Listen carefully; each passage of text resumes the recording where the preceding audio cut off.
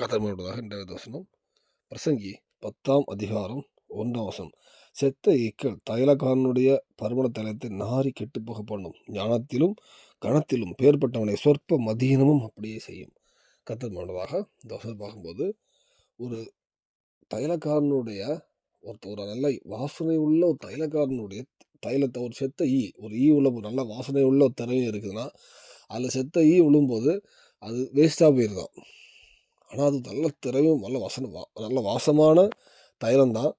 ஆனால் செத்த ஈ ஒரே ஒரு ஈ தான் விழுது, அந்த மொத்த வாசனையுமே வேஸ்ட்டாக போயிடுது. அதே மாதிரி நம்ம நல்ல ஞானத்துலேயும் எல்லாத்துலேயுமே நல்ல ஞானமாக இருப்பாங்க.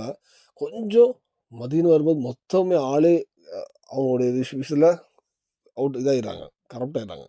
ஆவிக்குரிய வாழ்க்கையிலுமே நல்லா பரிசுத்தமாக வாழ்ந்துட்டு இருப்பாங்க. அநேக காரியம் தேவனுக்காக வைராக்கியமாக வாழ்வாங்க. எல்லாம் கரெக்டாக இருப்பாங்க. சின்ன ஒரு பாவம் இருக்கும்.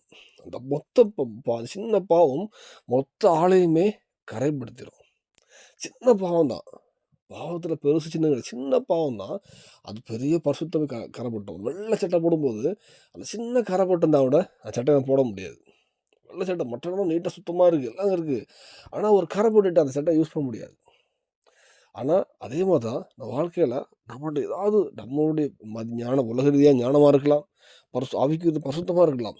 எவ்வளோ நம்ம பிரயாசப்படுவோம், நல்லா ஃபாஸ்டிங் இருப்போம், எல்லாம் பண்ணுவோம். ஆனால் சின்ன ஒரு காரியம் நம்ம ஆவிக்குரிய வாழ்க்கையே நம்மளை கரைப்படுத்திடும். அப்படி ஏதாவது இருப்பீங்க நாள் இந்த வேலையில் நம்ம நிதானித்து ஏதாவது காரியத்தில் நம்ம குறைபட்டு இருக்குமானால் கர்த்தர் உங்கள்கிட்ட பேசுனா அதை விட பலன் கேளுங்க. கண்டிப்பாக ஒரு முழுமையான பரிசுத்தத்தை பெற்று சாட்சியாக வாழ்வோம். எல்லா விஷயத்தையும் உலக ரீதியாகவும் ஒரு ஞானம் உள்ள எல்லா ஞானத்திலும் ஞானமாக இருப்பாங்க. ஒரு சிறிய விஷயம் தவறு பண்ணும்போது அவங்க அதுதான் பார்ப்பாங்க.